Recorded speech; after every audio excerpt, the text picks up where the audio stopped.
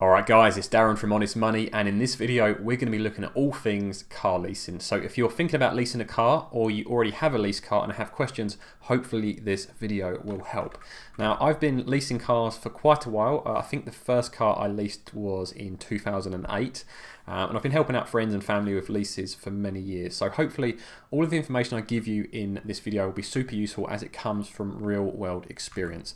So this gives you a rough idea of what I'm going to be going over in this video. I strongly recommend sticking around to the very end, where I will be giving you a list of websites I use to find the best possible car deals. So with that in mind, let's jump straight into it with a brief introduction to what car leasing actually is. So leasing a car is very similar to renting or hiring a car, just for a much longer period of time, typically between 2 and 4 years. Now, my recommendation would be to stick with the 2 and 3 year lease deals. I'm not a huge fan of 4-year lease deals for two reasons. Reason number one is that the 3-year mark MOTs become due, and reason number two is that many manufacturers only offer a 3-year car warranty, so you don't want to be dealing with warranty issues in the 4th year of your lease. The other thing to remember is that the car that you will be leasing will be brand new. In pretty much all instances, the car will be brand new.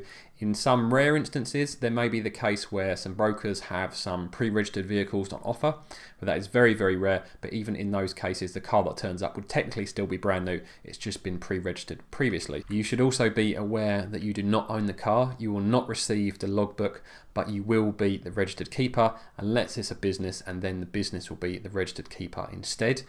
You're also fully responsible for the car, so you need to take care of things such as the insurance, servicing, maintenance, any damage that is outside the fair wear and tear usage policy, which I'll come back to later in this video.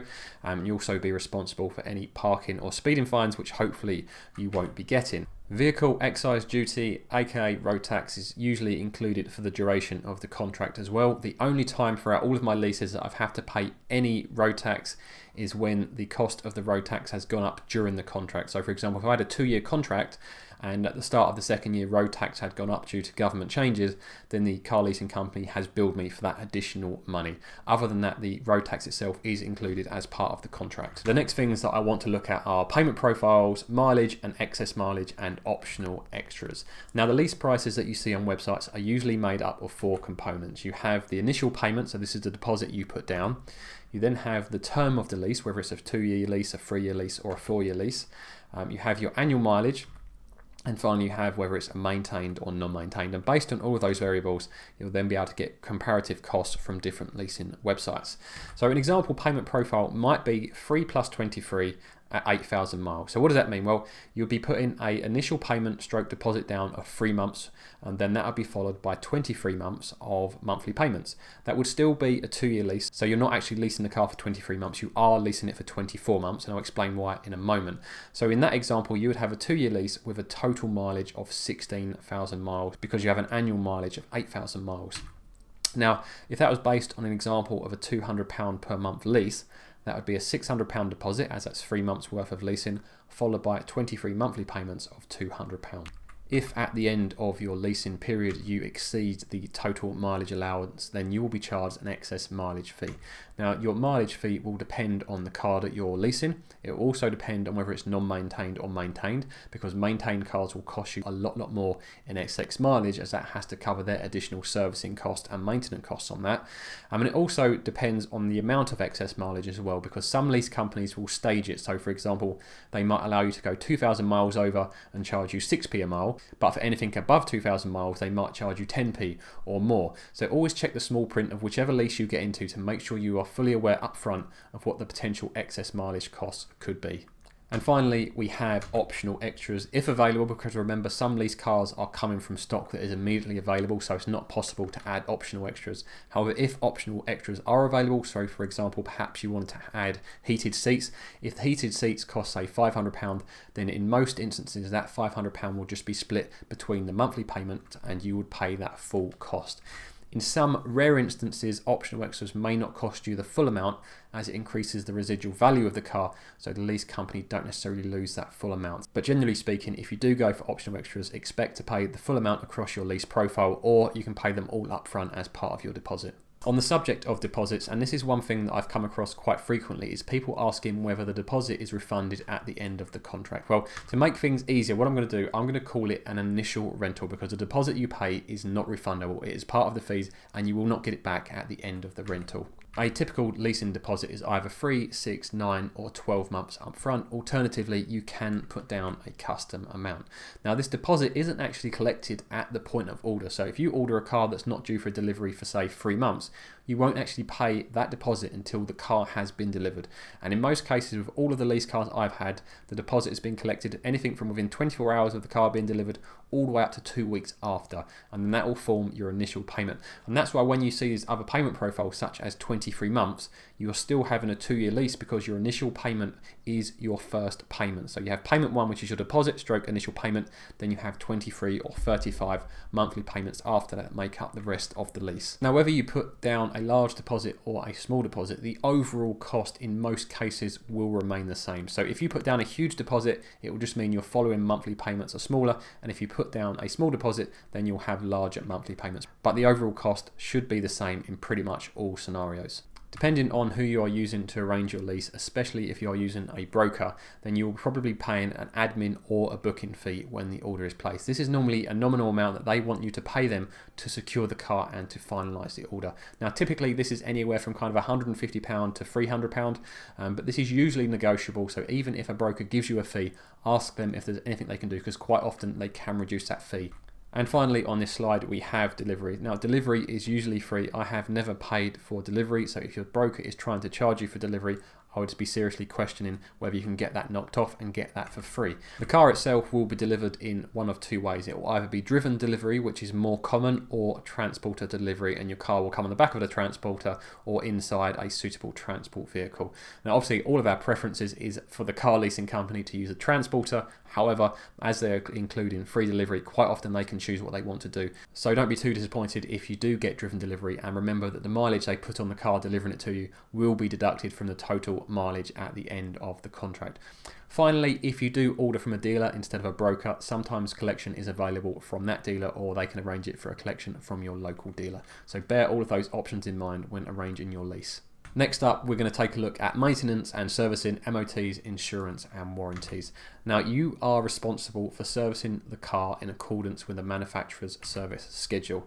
If you do not, then there is a possibility that you'll be charged, or say a possibility, it is very, very likely you will be charged when that car is collected for any servicing that you have missed. And that cost could be higher than the actual service cost itself. So keep that in mind and ensure you service the car in accordance with the manufacturer's service schedule.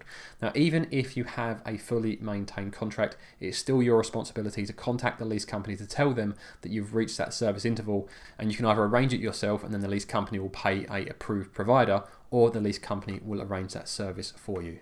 As mentioned at the start of the video, MOTs do become due from the 3rd year onwards, so if you do take a 4-year lease, be aware that you will need to MOT the car in that 4th year. Now, if you've got a 3-year lease, I would make sure that you send your car back just before that 3-year mark, so that you do not have to put an MOT on it at the last minute.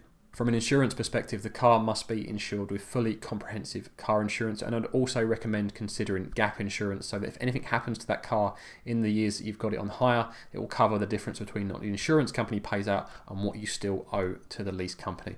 Now, also with your insurance company, make sure you tell them that it is a lease car, because you are not the registered owner, you are only the registered keeper, and the insurance company needs to know who the registered owner is. And the last point to mention on this slide is that as a brand new car, you will get the full manufacturer's warranty. And again, that's one of the reasons why I only recommend a 3-year lease or shorter, because not every manufacturer offers a warranty longer than 3 years. So this next slide covers a topic which I seem to see the most discussion about with car leasing online, and that is the end of the lease and the fair wear and tear. Now, at the end of the lease, you should be contacted by your lease company to arrange an inspection and collections. Now, sometimes they will take place on the same day, and the same person will do the inspection as who does the collection. However, I have had instances where the inspector comes a week or 2 before the collection company does. So be prepared for both potential outcomes and see what your lease company offers you. Now, when the inspector comes out, the car will be inspected for any damage that they class as not fair wear and tear. And if they see something they believe that isn't fair wear and tear, they should advise you on the date of this damage and hopefully give you an estimated cost. Now, sometimes it is possible to negotiate with the inspector and agree on a revised fee for that damage. However, if not, sometimes it is also possible to negotiate directly with the lease company after the collection has taken place. The majority of the cars that get collected should be inspected based on BVRLA guidelines, which I'm going to show you briefly now. So these are industry standards and pretty much all lease companies are signed up to these, and every lease company that I have ever used have always judged things based on the BVRLA guidelines. So let me just give you an example of how this could work. So chips, dents and scratches is one of the most common things, and if you go to the relevant page it will tell you what is allowed and then what isn't allowed as fair wear and tear. So you can have chips that are 3mm or less in diameter that are acceptable provided they are not rusted, and you're allowed a maximum of 4 chips on any panel, 6 chips per door edge and 8 chips on any forward facing panel. So you could have 8 chips on your bumper and that would be absolutely fine as it's a forward facing panel. And dents on the other hand are slightly different. Dents of 15mm or less in diameter acceptable provided there are no more than 2 per panel and the paint surface is not broken. So this gives you an idea of the kind of guidelines that you'll be expected to adhere to, and I've put a link to this in the presentation and I'll drop one in the description below if you guys want to see this document. It's also worth noting that if your car has damage that you definitely know will not fall under fair wear and tear, it may be worth getting it repaired before the car is inspected and collected, as sometimes it will be cheaper to go that route. One question that I do get asked quite frequently, and that is whether it is possible to terminate a lease early. And the answer is yes in most cases, and most lease companies will allow you to terminate a lease. However, there is pretty much always the fee, and one of the most common fees that I see is 50% of any remaining rental. So it's not cheap to terminate a lease early, but it is usually possible to do so if you really need to. So hopefully you're finding this video useful so far. If you are, if you could just take a moment to hit that like button, I would really appreciate it. And if you're not already subscribed to the channel, please make sure you're subscribed and hit that notification bell to receive alerts for when new videos are posted. So moving on to brokers versus main dealers, and who do I think is cheapest? Well, there isn't a right or wrong answer to this. It comes down to the individual deal at the time as to whether the broker or the main dealer may be offering the better deal.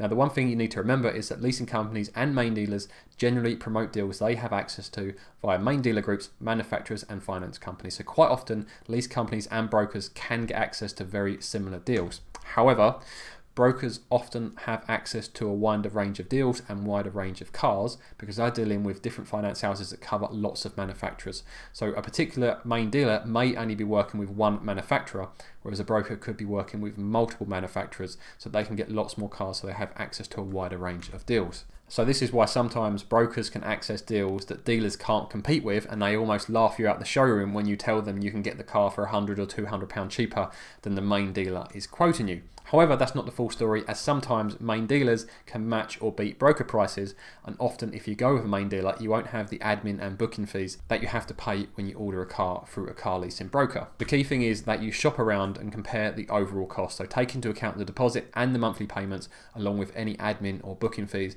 and see whether the broker deal or the main dealer deal is the better choice. So if you've been looking at car leasing for any amount of time, you've probably seen some deals which seem crazy cheap and you're wondering how it's possible for the broker or the main dealer to do those leases so cheaply.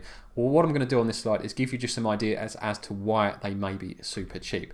So one that is quite common is an old model being sold off. For example, a year or two ago, we had the Skoda Yeti being sold off because it was being discontinued. So at the end of the Skoda Yeti manufacturing period, we had lots of super cheap deals on Skoda Yetis. And that is very common. You'll see when a car is either being discontinued or a new model's coming out or a car's been facelifted, you will see the old model being shifted through the lease companies at really attractive rates. Following on from that, you can have new models being launched on really good deals as well. Sometimes manufacturers want to fill a certain amount of build slots in their factory so they can get everything up and running, or they might, for example, have a brand new model that they want to get on the road so that people can actually see these cars and want to buy them. Like, I remember when the new Audi TT was released a couple of years ago, Audi had a very short promotional period where they sold some Audi TTs super cheap on lease just to try and get some TTs on the road. And then once they sold all of those build slots at the factory, they then bumped the prices up on the lease deals. So some other reasons why a car may be on a particularly good offer include excess stock and vacant build slots. Now with excess stock, a manufacturer may have built far too many of a car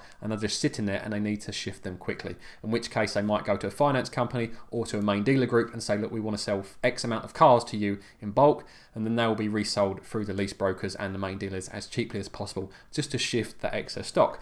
That also applies to vacant build slots. If a manufacturer has a factory with vacant build slots, it might cost them more to have empty build slots than it will to have cars on there sold through at break even or at very, very low margins. So excess stock and vacant build slots are very common reasons. You also have dealer groups chasing volume targets. So sometimes a dealer isn't necessarily fussed about making lots of profit on an individual car, but if they can sell a set number of those cars in a period of time, then there may be bonuses available from the manufacturer to that dealer group. And the same applies to the manufacturer themselves. They may have target as to how many cars they want to manufacture and sell that year. And if they can sell a load in bulk via leasing, then they'll do it even if it means selling them at a lower margin than it would if they were selling them through traditional routes via a main dealer. So as promised at the start of the video, I'm now going to give you some of the websites that I recommend for finding the best possible lease deals. Now the first one, and the one that I use most frequently at the moment, is Cars to Buy. If you go to carstobuy.co.uk and click on the personal car leasing button, that will take you through to the link I've got there, and it is a really good way of comparing lease deals, and it's also the way that I use at the moment to see whether the deal that I've been offered elsewhere is any good, because it's going to be a very, very quick reference point. You then have leasing.com, which used to be my go-to until I found Cars to Buy. Leasing.com is very good. It used to be called Contract Hire and Leasing, and if you've been looking at lease deals already, then you've probably already come across this website. And finally, we have Whatcar. Now, Whatcar is different to Cars to Buy and Leasing.com, as it only lists deals from main dealers. So it's quite a good way of finding deals where there's no admin fee or booking fee, because you're working directly with the main dealers. So hopefully you find those three websites useful and you can find yourself a great car leasing deal. Now, if you've made it to the end of this video, I just want to say thank you again for watching. I really appreciate your support. If you haven't already, I'd really appreciate if you could hit that thumbs up button. It makes a big difference. And hopefully you guys will subscribe. And if you have any questions about car leasing I haven't covered in this video, post them in the comments below and I will reply to every single one of them.